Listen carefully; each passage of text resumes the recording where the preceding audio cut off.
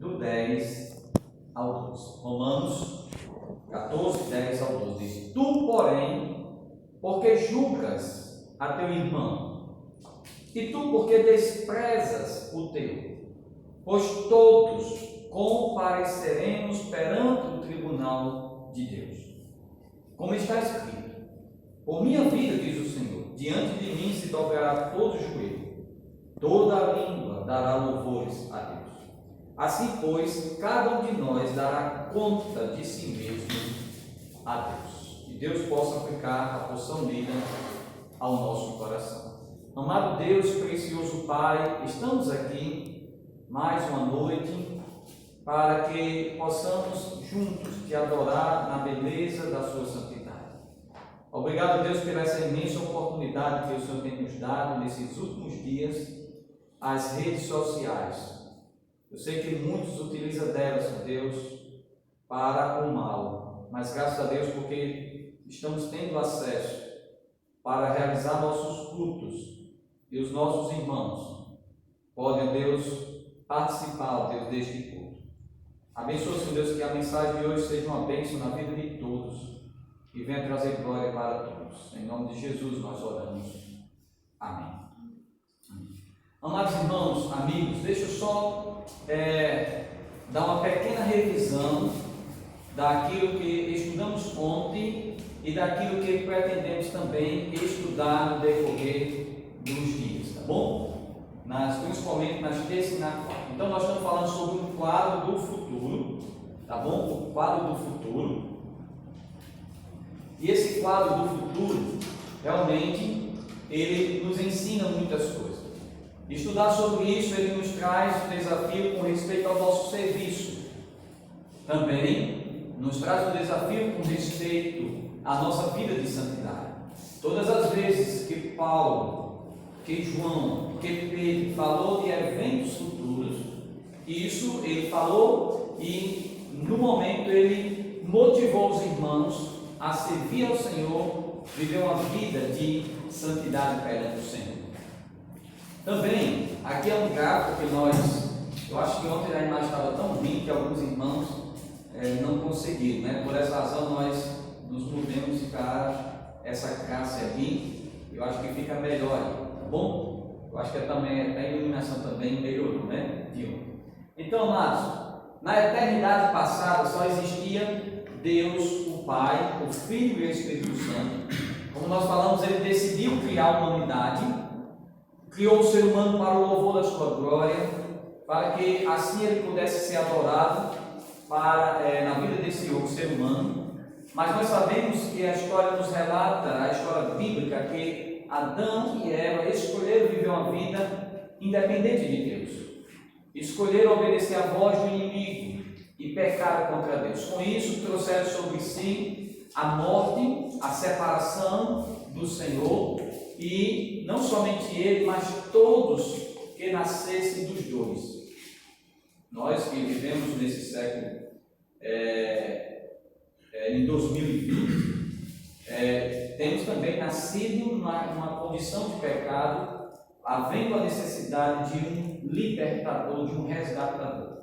Então, Deus prometeu ao homem enviar o libertador, enviar o Salvador, o Messias, e esse Salvador ele veio, foi na primeira vinda dele. Ele veio, morreu pelos nossos pecados, ressuscitou ao terceiro dia. Depois de 40 dias com os seus discípulos, ele foi ao céu e ele fez uma promessa. A promessa é que um dia ele vai voltar. Um dia ele vai voltar. Depois que ele foi para o céu, iniciou o período que nós conhecemos como o período da Igreja do Senhor Jesus Cristo. E esse período da igreja, o período da igreja vai até ao arrebatamento.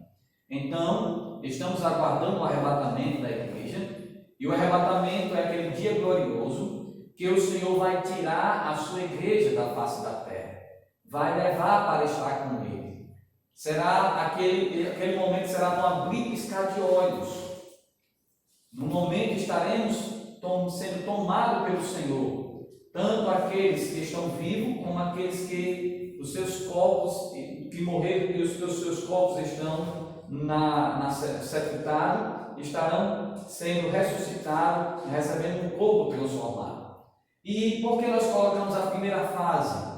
É a primeira fase de quê? A primeira fase da sua segunda vinda. Jesus falou da segunda vinda. E quando nós olhamos os textos bíblicos, não há como entender muitos textos se nós não compreendermos que essa segunda vinda ela se divide em duas partes. A primeira parte será no arrebatamento. Como Paulo disse, será no abrir e piscar de olhos. Não acontecerá nenhum sinal. Tá bom? Depois do arrebatamento, estaremos na próxima semana, terça-feira, estudando sobre a grande tribulação. Falando sobre aquele dia que Deus vai julgar esse mundo. Tá bom? Da qual Apocalipse capítulo 4 até o capítulo 18 vai estar falando sobre a grande tribulação. A grande tribulação vai findar com a segunda fase da segunda vinda do Senhor. Nessa fase, aí sim, aí nós entendemos muito bem. Nessa fase, diz que todo olho verá. Nesta fase, ele pisará seus pés no Monte das Oliveiras. Nessa fase aí, vai haver a batalha do Armagedon. Então, não há como colocar a vinda do Senhor Jesus somente em um evento. Não se tem como fazer isso. Então, por esta razão, nós, batistas regulares, tá bom? Dispensacionalistas, nós utilizamos desse argumento bíblico que a segunda vinda do Senhor será dividida em duas fases. Primeiro, o arrebatamento. Segundo, a vinda do Senhor. Depois da grande tribulação, da batalha do Armagedon, haverá o milênio. Depois do milênio, haverá o grande trono branco, juízo final. Depois do juízo final, os que rejeitaram a Cristo serão jogados no lago de fogo, e os que se arrependeram, os que entregaram a sua vida ao Senhor, os que confessaram Jesus como seu Salvador, os que verdadeiramente realmente foram livres da culpa do pecado, estarão desfrutando do novo céu e da nova terra. Tá bom? Então, essa é uma visão panorâmica que nós estamos estudando. Ontem estudamos aqui o arrebatamento. Hoje nós vamos estudar o tribunal de Cristo. Então, eu falei ontem, talvez algumas pessoas também não, estou repetindo aqui, porque algumas pessoas eu acho que ontem não deu para visualizar essa imagem, que eu gosto muito dessa imagem. Vou dizer por que eu gosto muito dessa imagem. Porque alguns textos, lá em Efésios capítulo 3, versículo de 1 ao 7, Romanos capítulo 16, versículo 25 ao 27, Colossenses 1, 26 a 29, Paulo ele está falando de um mistério, de algo que era encoberto aos antigos, aos profetas do Antigo Testamento, que foi revelado a nós no Novo Testamento. E esse mistério que Paulo está falando é simplesmente um novo corpo que é conhecido como a Igreja do Senhor, que será constituída essa igreja de judeus e gentios. Por esta razão, nós não encontramos nenhuma referência bíblica no Antigo Testamento relacionado ao período de qual nós estamos vivendo, que é o período da igreja. E outro eu falei aqui, vamos colocar que esse profeta seja Isaías. O profeta Isaías, ele anunciou o nascimento do Messias, e cada montanha dessa é um acontecimento. Ele anunciou o nascimento do Messias.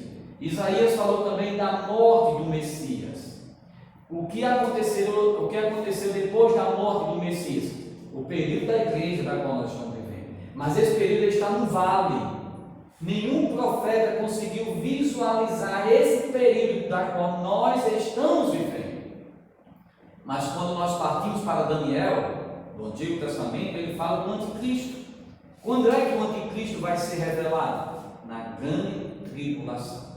E assim por diante, tá bom? Só enfatizando que o dispensacionalismo é um sistema teológico que apresenta duas distinções básicas. Infelizmente, amados, eu sei que para alguns isso é novo, né? Mas isso é bíblico, dispensacionalismo, né? Então, nós temos aqui duas distinções básicas desse sistema. Uma é a interpretação consistente, literal das Escrituras, em particular das profecias bíblicas, e o segundo é a distinção entre Israel e a igreja no programa de Deus. Ontem nós falamos um pouco sobre isso. Então, iniciamos ontem falando do arrebatamento. O arrebatamento da igreja é o evento glorioso que Deus vai remover todos os crentes para estar com Ele, tá bom? É o cumprimento da tão grande promessa do Senhor. O arrebatamento da igreja, todos devemos esperar ansiosamente, tá bom? O arrebatamento da igreja, Jesus vai retirar a sua igreja antes de acontecer a grande tribulação. Esse período é conhecido como o período, o arrebatamento da igreja é o período que a graça, o período da graça termina e aí dá início realmente à grande tribulação. Estudar sobre o arrebatamento da igreja realmente é algo maravilhoso. É uma das exposições bíblicas, né, mais importantes dentro da escatologia, tá bom? Esse dia que os salvos serão retirados.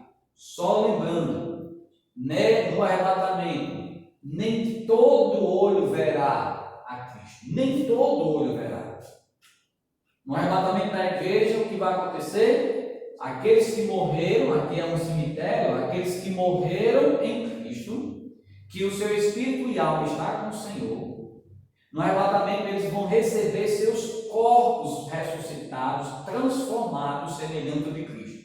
Nós, os vivos, vamos ser tomados para estar com o Senhor.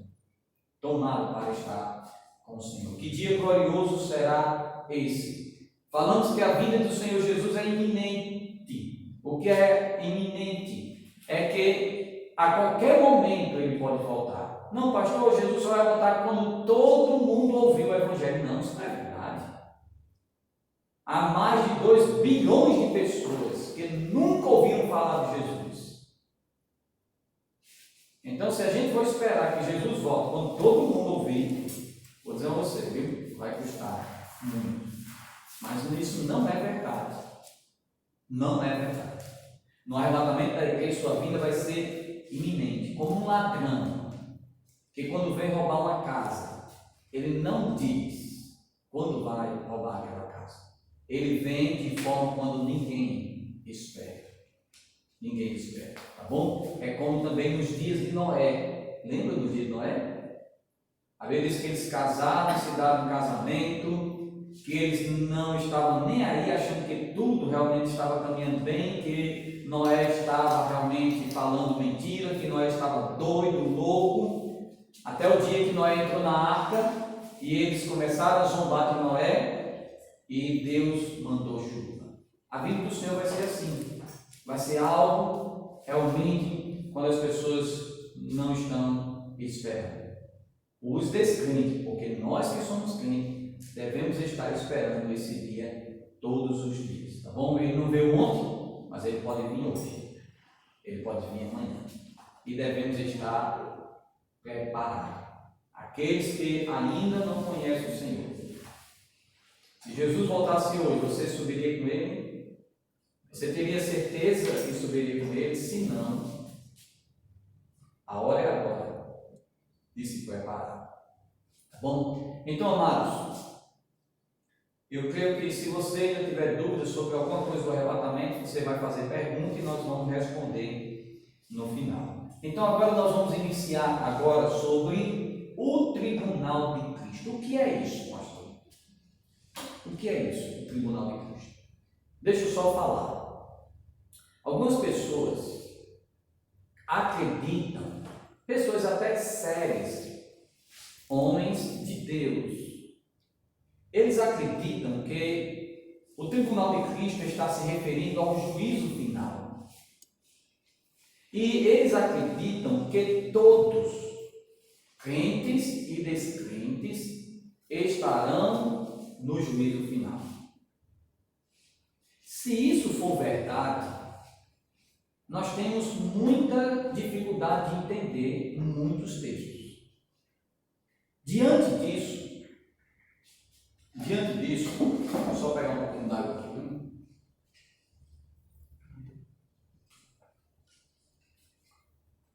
Diante disso, alguém certa vez, aqui na igreja, ela estava vindo de uma outra igreja, e ela disse o seguinte: pastor, quando eu estava lá na igreja que eu fazia parte, fizeram uma peça lá na igreja. A peça era o juízo final.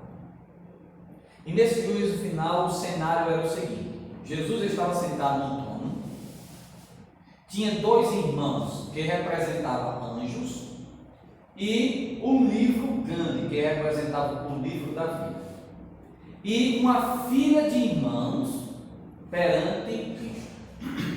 Aí vinha o primeiro, aí não era crente. Aí Jesus dizia: olha, nunca vos conheci, apartai de mim, maldito, para o fogo eterno preparado para o diabo e seus anjos. Chegava outro, Jesus dizia: olha, se o nome dele está escrito no livro da vida. Não está escrito no livro da vida? Então, apartai de mim. E aí ficavam alguns crentes que estavam na fila, com medo. Será que o meu nome tal não está no livro da vida? Isso era o irmão que estava contando para mim. Tal não está no livro da vida, Que é o cenário, um cenário de pânico, É um cenário de medo no juízo final. E as pessoas estavam lá, crente e descrente. Aí chegou um crente, a hora dele chegou, aí Jesus disse: olha aí se o nome dele está escrito no livro da vida. E os anjos lá procuraram, tá? Aí você sabe como é que certa vez eu fui resolver um assunto, acho que foi uma consulta que eu fui, estava precisando de uma consulta. Aí chegou lá, aí a pessoa: vou ver aqui se o seu nome está aqui na consulta de hoje. Aí fica, Emanuel. E aí eu ficava com o meu coração, que aí esteja, Porque se não tivesse, era uma decepção muito grande, A gente ficava naquela expectativa, encontrei. Graças a Deus que meu nome está aí. E aí era como se fosse desse jeito. O cenário que a pessoa estava me dizendo lá. Vamos lá, olha se o nome dele está escrito no livro da vida. Aí a pessoa estava: por último, os anjos disseram: o nome dele não está. Aí Jesus disse: apartai de mim, maldito, para o fogo eterno, preparado para o diabo e seus anjos. Aí aquele irmão dizia: Senhor, mas eu sou crente, um dia eu também entreguei minha vida ao Senhor, confessei o Senhor como meu Salvador. Aí Jesus dizia para ele: mas está escrito aqui nos outros livros que você não devolveu o dízimo, que você atendia o celular na hora do culto, que você saía para beber água e ir no banheiro sem precisar. Por esta razão você está condenado. Meus irmãos, amigos, se as pessoas acreditam desta forma, isso não tem nenhum apoio nas Sagradas Escrituras. Por esta razão nós entendemos que o tribunal de Cristo é um julgamento. O juízo final é um outro julgamento. O julgamento das nações é um outro julgamento. Você não pode dizer que esse julgamento vai se dar num só, que é o dia do juízo final, que vai ter muitas complicações. Crente sendo julgado no juízo final, se seu nome está ou não escrito no livro da vida, isso tem complicações. Porque nós já fomos perdoados. O crente não perde salvação. Cristo já não vai mais nos julgar com respeito aos nossos pecados. Nenhuma condenação não haverá mais para nós. Porque estaremos lá no juízo final. Então não há realmente apoio nas Sagradas Escrituras. Por esta razão é preciso entender que a Bíblia fala que haverá o tribunal de Cristo, tá bom? Haverá o tribunal de Cristo. Agora, eu quero só enfatizar que todo filho de Deus, todo crente, ele passa por um tríplice julgamento. Nós passamos por 3 julgamentos. O primeiro julgamento que nós passamos é como pecador. Só que nesse julgamento como pecador, olha, Cristo foi julgado em seu lugar no Calvário. E essa é a doutrina da substituição. Nós não seremos mais julgados como pecador, por quê? Porque Cristo Jesus já morreu por nós, já foi julgado em nosso lugar. Por esta razão, nós não seremos mais julgados. Porque Cristo ele foi julgado, nós fomos julgados em Cristo. Segundo julgamento, também como filho, todo crente ele é julgado como filho, tá bom? Todo cristão está sendo disciplinado pelo Pai Celeste para não ser condenado com o mundo. Foi aquilo que eu falei ontem. O descrente, o desviado, alguém que se converteu se desvia. Um sinal que ele é crente, um sinal que ele é filho de Deus, é se ele estiver passando por consequências do seu pecado. Alguém que se converte, sai da igreja e diz, está tudo bem comigo, agora o momento é de felicidade, de paz, de libertação. Pode ter certeza, esse nunca se converteu. O crente que se afasta do Senhor, ele nunca vai ter paz no seu coração. Ele nunca vai estar em paz com Deus. E Deus vai usar de circunstâncias para discipliná-lo, para que ele possa voltar para o Senhor. Se ele não voltar, Deus o tira e o leva para o céu, para não ser condenado com o mundo. Então o crente é assim. Se nós errarmos para com Deus, como um bom pai, ele nos disciplina para o nosso aproveitamento. Agora, o nosso terceiro julgamento que estaremos passando é realmente como servo. É esse daqui que está se referindo ao tribunal de Cristo. Como servo, nós estaremos prestando conta do nosso serviço na seara do Mestre. Na seara do Mestre. Então, é preciso entender realmente esse triplo julgamento que a palavra de Deus relata sobre os cristãos. Tá bom? Então, vamos lá. O tribunal de Cristo. Vamos ver as pessoas que serão julgadas nesse tribunal. Tá bom? Então veja aí comigo em segunda, nós já lemos lá em Romanos, mas veja lá em segunda aos Coríntios, capítulo 5.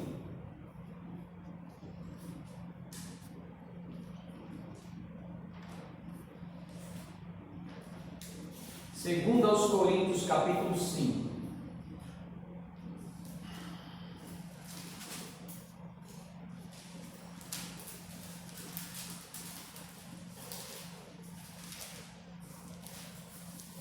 Você percebe no capítulo, no versículo 1, que Paulo diz, ó, sabemos que se a nossa casa terrestre desse tabernáculo se desfizer, temos da parte de Deus um edifício, casa não feita por mãos, eterna no céu. Por que eu estou lendo logo esse versículo? Porque Paulo está falando aqui para crentes. Paulo está falando de crentes que têm realmente a certeza de receber um corpo novo. Crente que tem a certeza de estar com o Senhor nos céus, tá bom? E ele vai falando aqui justamente de crentes. Veja no versículo 7, visto que andamos por fé e não pelo que vemos. É o descrente que anda pela fé? Não, é o crente que anda pela fé. No versículo 8, entretanto estamos em plena confiança, preferindo deixar o corpo e habitar com o Senhor. Quem é que está desejando, anelando deixar o corpo para habitar com o Senhor? Quem é que tem essa esperança? É o crente ou o descrente? É o crente. Agora veja no versículo 10. Ele está falando para crente, meus amados. Não tem nada a ver aqui com descrente. Por que eu estou dizendo isso? Porque algumas pessoas dizem que Paulo está se referindo aqui a todos, quando está se referindo ao tribunal de Cristo. Tanto crente como descrente. Não é verdade. Não vamos tentar interpretar o texto e dizer algo do texto que o texto não diz. Veja aí o que é que diz no versículo 10. Ele vem falando de crente, do arrebatamento, da vinda, né? Em certo sentido, desse desejo, também anelando para estar com o Senhor. Veja no versículo 10. Porque importa que todos nós, Paulo está se referindo aqui à igreja lá de Coríntios, os crentes. Olha, porque importa que todos nós compareçamos perante o tribunal de Cristo. Não é o juízo final, não é o grande trono branco, é o tribunal de Cristo, para que cada um receba segundo o bem ou o mal que tiver feito por meio do corpo. Em algumas traduções mais antigas diz, para que receba segundo o que fez de útil em seu corpo. E útil, né? Bem ou mal, sim, no sentido aqui é de ter trabalhado ou não para o Senhor, de ter feito realmente aquilo que é útil para o Senhor, Então, útil ou inútil, né? Para o Senhor. Então, quem são as pessoas que vão ser julgadas? Os crentes. No tribunal de Cristo, somente crentes serão julgados. Por esta razão, eu não posso pegar o tribunal de Cristo e dizer que vai ser o juízo final do tribunal de Cristo, porque no tribunal de Cristo eu não encontro descrente. Eu não vejo descrente estando lá. E outra coisa, no tribunal de Cristo, só os crentes que vão receber galardões. Quais são as recompensas que os descrentes vão receber? Nenhuma. Então, é importante fazer essa diferença aí, tá bom? Então, este julgamento não foi estabelecido para determinar se as pessoas que estão diante dele realmente são culpadas ou inocentes. Isto não é o salvo ou perdido. Isso já aconteceu conosco em Cristo Jesus. Então, este julgamento aqui não vai determinar se a pessoa é salva ou não. Esse julgamento aqui não é de condenação por causa dos seus pecados. Este julgamento aqui é realmente para avaliar as obras que os crentes realizaram para o Senhor. De útil, se for obras úteis, vai receber galardões. Se for obras inúteis, não vai ser recompensado. Tá bom? Apocalipse 22, 12 nos fala sobre isso, que ele virá para recompensar. E recompensa não é salvação. Salvação é presente. Você não trabalha para ser salvo. Você só precisa crer no Senhor. Galardões, você precisa trabalhar para ser recompensado. Tá bom? A época do julgamento é após o arrebatamento da igreja. Então, nós falamos ontem. Jesus ele veio, arrebatou a igreja e levou para o céu. E aí lá no céu, nos ares, Cristo estará realmente avaliando as obras dos crentes. Tá bom? Dos crentes. O lugar do julgamento. Esse julgamento é conhecido como o Bema de Cristo, né? Bema é um tribunal onde os líderes simplesmente se reuniam para julgar as pessoas. Isso é relatado lá em Atos capítulo 18. Em Atos capítulo 18. E nesse Bema de Cristo vai ser, algumas pessoas acham que vai ser ou lá no céu ou nos ares. Tá bom? Fica essa discussão aí. Penso eu que não vai ser no céu, mas vai ser nos ares, antes de entrarmos realmente na eternidade. Qual vai ser a base do julgamento? A base do julgamento vai ser as nossas obras. As nossas obras. Tá bom? Lembra, amados, o tribunal de Cristo, desta forma, envolve crentes dando conta de suas vidas a Cristo Jesus. Nós estaremos dando conta de nossas vidas. O tribunal de Cristo, ele não determina salvação.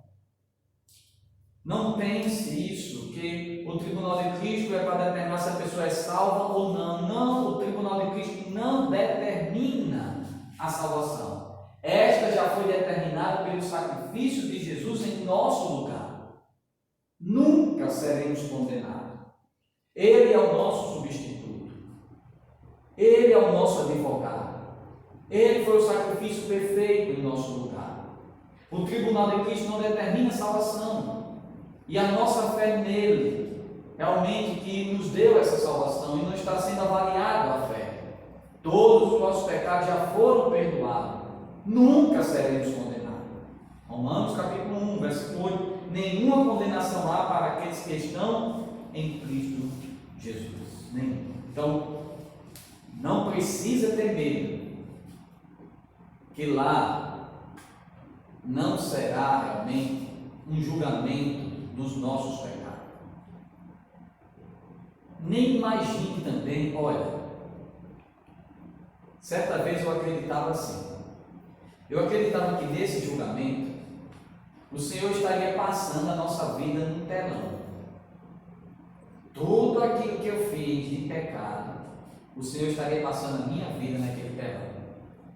E isso era horrível para mim. E isso realmente eu ficava, meu Deus, como vai ser?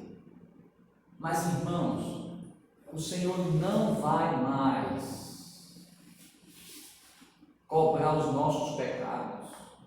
Os nossos pecados foram perdoados, foram jogados nas profundezas. Nós não seremos mais condenados por um pecado que nós cometemos, nem por 1 milhão. Agora, isso não me dá permissão para viver no pecado. Pois João disse que se eu vivo no pecado é porque eu não conheço ainda. Então, lembre, no tribunal de Cristo não é a nossa salvação, nem o nosso pecado que está sendo avaliado. No tribunal de Cristo é algo que eu fiz e o que eu deixei de fazer para o Senhor que está sendo avaliado.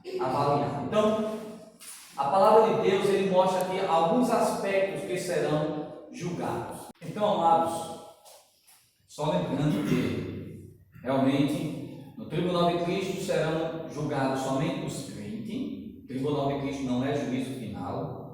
Nunca pense nisso, tá bom? No tribunal de Cristo, esse julgamento vai ser nos ares. Nesse tribunal são nossas obras que estarão sendo avaliadas, lembra? Nossas obras, não o nosso pecado. Os nossos pecados já foram todos cancelados. A nossa dívida que era contra nós já foi removida. Nós não seremos mais condenados por nenhum pecado. Mas o que será avaliado no tribunal de Cristo serão as nossas obras. Então, aqui são alguns aspectos que serão realmente julgados, tá certo? No tribunal de Cristo. E pelo menos eu selecionei aqui alguns textos que falam do tribunal de Cristo, e nesse contexto que fala desse tribunal, nós podemos tirar alguns aspectos do nosso serviço que serão julgados, tá bom? Então, o primeiro aspecto aqui, olha, é do trabalho feito para Deus. Vamos analisar comigo aí, vamos abrir 1 Coríntios, capítulo que fala muito, né, do tribunal de Cristo. 1 Coríntios, capítulo 3.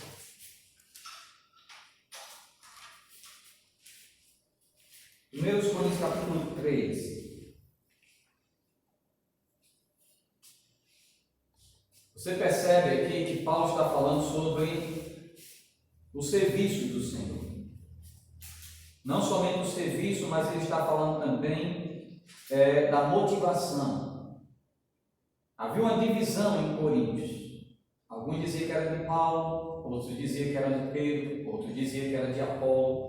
E havia até aquele grupo que dizia que era de Cristo. E o que Paulo vai dizer aqui, Paulo está dizendo, olha, nós não estamos divididos, nós não estamos competindo, nós não estamos em uma guerra para quem é melhor, quem faz melhor o trabalho. Não é isso. O nosso trabalho é de Cristo Jesus.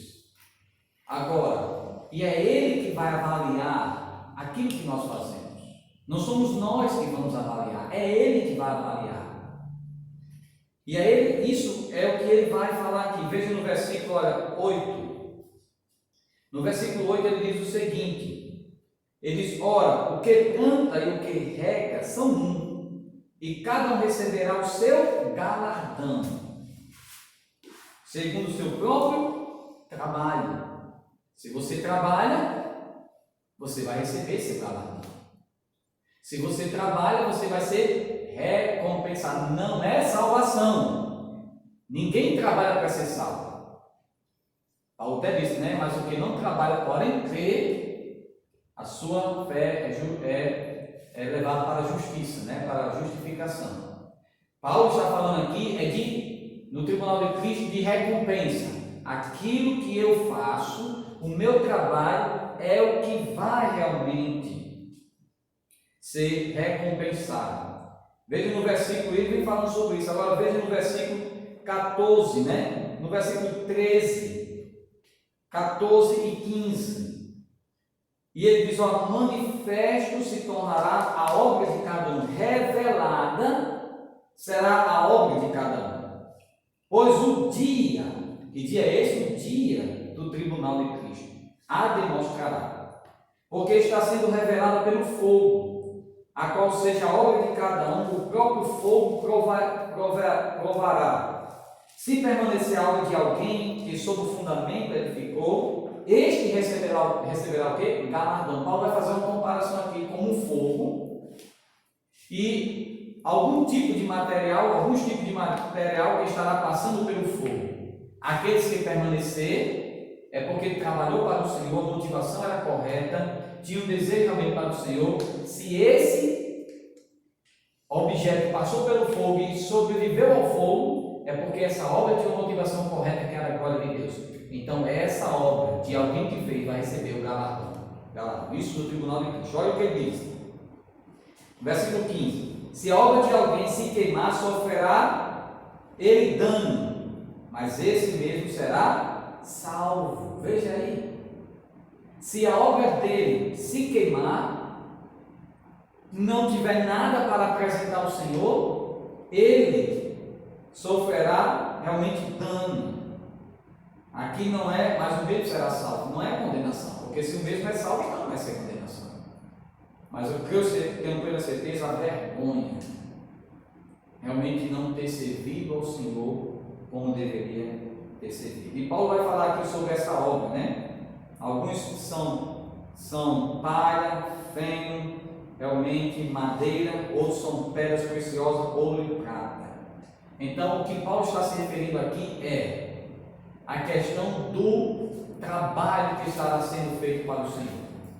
Que um dia, no tribunal de Cristo, vai ser avaliado esse trabalho. Vai ser avaliado esse trabalho. Tá certo? Se você trabalhou, se você serviu, você vai ser recompensado. Se você não trabalhou, se você não serviu ao Senhor, você não vai receber recompensa. Lembra? Não é salvação, é recompensa. É uma pergunta que, se ficar depois, fica fora de contexto. Está perguntando quais serão os danos sofridos. Isso, os danos sofridos aqui, mesmo que o texto não fala, mas os danos sofridos aqui é justamente a vergonha. Realmente é saber que o Senhor me deu sabedoria, me deu oportunidade, que o Senhor realmente me deu habilidades, me deu tempo, me deu condições para me servir a Ele. Simplesmente eu peguei o talento que Ele me deu e simplesmente enterrei. Então, você realmente repreendi e sofrerei vexame, vergonha. Então, penso eu que o dano seja isso, mas não tem como a gente pegar esse dano e colocar como salvação, porque ele diz que esse mesmo será salvo. Agora o catolicismo pega esse texto aqui para dizer que o dano é o purgatório, e depois ele vai ser salvo novamente, tá bom? Veja aqui no versículo, veja também, amados, que será avaliada a qualidade do trabalho feito para o Senhor. Nós não vamos ler esse texto aqui, que é um pouco grande, mas vai ser o que você fez com o talento, vai ser avaliado. Aquilo que você deixou de fazer, e se você fez, qual era a sua motivação? Qual era a sua motivação? Você fez para se promover? Esse é um problema. Por exemplo, se eu estiver aqui, fazendo isso para me autopromover, para que eu seja conhecido, para que as pessoas possam estar me vendo, para que as pessoas estejam me elogiando, para que as pessoas possam, se essa é a minha motivação, esse serviço aqui está sendo inútil perante Deus. Não vai realmente ser recompensado. Então, qual é a minha motivação? Como mãe, qual é a minha motivação que eu ensino meu filho? Como trabalhador, qual é a minha motivação de trabalhar? Como filho, qual é a minha motivação de servir os meus pais? Isso que vai ser levado em conta, não somente o serviço em si, mas a motivação do serviço. Por isso que devemos fazer realmente a obra do Senhor da melhor forma possível, com a motivação correta. Somos sim imperfeitos, lutamos dentro de nós com orgulho, mas devemos estar cientes que o que vai prevalecer, o que vai passar pelo fogo do tribunal de Cristo e o que vai sobreviver são aquelas obras que foram feitas com a motivação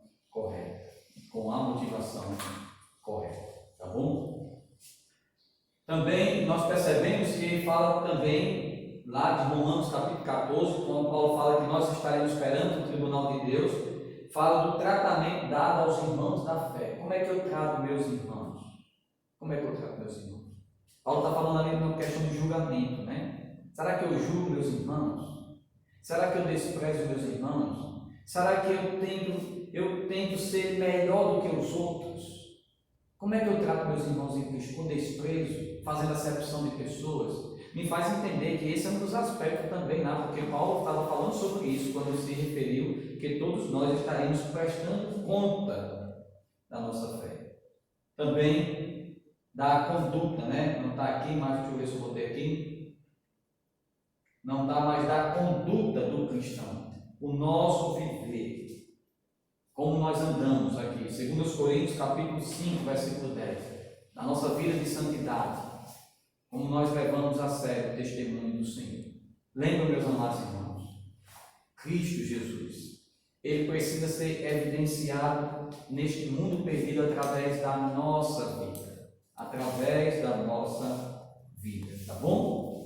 Então, devemos obedecer à grande comissão, devemos trabalhar para o Senhor, devemos ser vitoriosos sobre o pecado, devemos também controlar a nossa língua, né? Isso tudo vai ser avaliado no sentido de serviço ao Senhor. Agora, por último aqui, os resultados final do julgamento, tá bom? Esse julgamento será o julgamento para recompensar. Não esqueça. Não é para tirar, é para dar. Não é para condenar, é para recompensar. A gente tem enfatizado isso para que não fique em dúvida com respeito a isso daí. Então veja alguns tipos de galardões que a palavra de Deus fala, tá bom? Então, galardão ou reprovação, perda ou ganho, que é o resultado final. Ou você recebe ou não. E no final eu vou dar uma aplicação. Então, Tiago fala da coroa da vida. E essa coroa da vida vai ser para aqueles que estiveram dispostos a morrer pelo Senhor Jesus. Então nos faz entender que existe uma recompensa para aqueles que não tiveram medo de morrer por causa de Cristo Jesus, aqueles que enfrentaram a morte por causa da sua fé. Existe uma coroa, uma recompensa para isso. Também a coroa da justiça para aqueles que amam a vida do Senhor. Aqueles que amam, que anelam, que desejam a vida do Senhor. Há uma coroa, uma recompensa também para isso que nos faz entender. Existe também uma coroa incorruptível para aqueles que não andam fazendo a vontade da carne, que andam vitoriosos sobre o pecado. Há uma coroa de glória para aqueles que trabalham não por amor ao dinheiro, mas pelo amor a Deus. Bom? E diante disso, o objetivo final do tribunal de Cristo, lembra, meus amados, é realmente galardoar aqueles que trabalham na obra do Senhor. Agora, pastor, lá no céu, por exemplo, a gente vai ter mansões, uns e outros vai ter umas casinhas pequenas, né? Vai ter pessoas que vão estar andando com coroa e outros não? Não.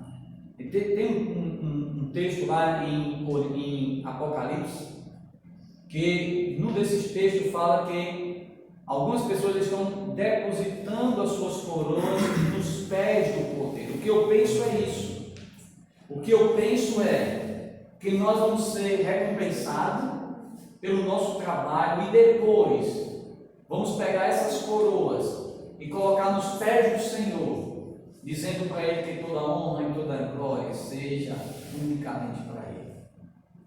Teremos algo para apresentar ao nosso Senhor, enquanto outros chegaram perante Ele de mãos vazias, com cinzas, porque as obras dessas pessoas não subsistiram ao fogo. Talvez você pense assim comigo, né? Ah, pastor, se é só sobre isso mesmo, se eu já sou salvo mesmo, para que servir ao Senhor? Já estou salvo mesmo. Aí você não imagina como esse dia vai ser glorioso e maravilhoso, quando nós chegarmos perante o Senhor e apresentar algo a Ele. Dizer: Senhor, obrigado, porque o Senhor que me capacitou me deu oportunidade, mas tudo que eu ganhei, eu devolvo ao Senhor, porque é o Senhor que é merecedor de toda honra e toda glória. E alguns não terão nada para devolver ao seu Salvador. Então, amado, o objetivo final do tribunal de Cristo é recompensar aqueles que trabalharam na obra do Mestre. E esta é a razão que o apóstolo Paulo nos exorta a sermos firmes na obra, pois o trabalho do Senhor não é em vão. Veja aí, ó, eu gosto muito desse versículo. Olha o que ele diz: portanto, meus amados irmãos, sede firmes, não seja vacilante, seja alguém persistente, firmado, seja também inabaláveis, que não se abalem com qualquer coisa. Tem crente que vem evangelizar no domingo, aí só porque alguém soltou uma piada para ele, não vou mais nada, só porque alguém disse alguma coisa, só porque o pastor corrigiu o procedimento dele, não vou mais nada, não vale a pena não. Se alguém vem dirigir o culto só porque alguém riu, só porque alguém depois quis ajudar ele fazendo um comentário, seja inabalável, não se deixe abalar-se na obra do Senhor. Firmeza, inabaláveis, e seja sempre abundante na obra do Senhor. Quer dizer, a cada dia faça mais, faça mais. Não se contente somente em ser um crente que assiste nos bancos da igreja. Não se contente em ser somente um espectador, mas seja alguém que seja um trabalhador na seara. Alguém que aproveite aquele talento que o Senhor deu e saia para realmente trabalhar, para que quando o seu Senhor voltar, realmente devolver aquilo que merece, aquilo que pertence a Ele e que Ele merece. Seja abundantes, trabalhe. Podemos fazer muito mais, meus amados. Você pode pegar os meios, as redes sociais, evangelizar, passar versículo, convidar. Você pode estar orando, você pode estar comunicando. Há muitas coisas para ser feitas, mas deve ser feita com a motivação sempre correta, sempre correta. Agora diz aqui, ó, sabendo que, o que você precisa saber? Sabendo que no Senhor o que? Se o seu trabalho for feito para Ele, no Senhor, o vosso trabalho não vai ser vão. Tem que terminar, né? Não é em vão, não é em vão. Falando do trabalho para o Senhor. Então, meus amados irmãos, vamos trabalhar. Vamos trabalhar. Diante do trono, diante do tribunal de Cristo, serão julgados lembra, nossas obras. Quero concluir dizendo o seguinte, amados, que possamos estar sempre prontos, trabalhando na obra do Senhor e aproveitando todo o tempo dispensado a nós, usando todos os nossos talentos na obra de Cristo, para que naquele dia não saiamos envergonhados da sua presença, mas que possamos ouvir a célebre palavra de Cristo proferida a nós. Foste fiel no pouco, sobre muito te colocarei. Então lembre bem disso, não determina a salvação, mas recompensas. Se você serve ao Senhor, recompensa você terá. Se você não serve ao Senhor, você não vai receber recompensa. Salvação você já recebeu. Não porque você trabalhou para receber a salvação, mas porque você creu no Senhor Jesus como seu Salvador. Então, se você não é crente ainda, lembre, não é desse tribunal que você vai passar. Se você não é crente e morrer na condição que você se encontra ainda, sem ser uma crente, você vai enfrentar o juízo final. E lá vai determinar não a mais salvação, mas condenação eterna. Tá bom? Então, entregue a tua vida ao Senhor, confia nele, creia nele como seu Salvador, aproveite essa oportunidade, enquanto seja tarde demais. E meus amados irmãos, vamos servir ao Senhor, vamos trabalhar. Há muito que ser feito na obra do Senhor, há muito que ser feito na obra do Senhor, muito, e há trabalho para todos. Não existe trabalho menos insignificante do que outro. Spurgeon disse que o trabalho mais simples, se houvesse no reino de Deus, teria mais valor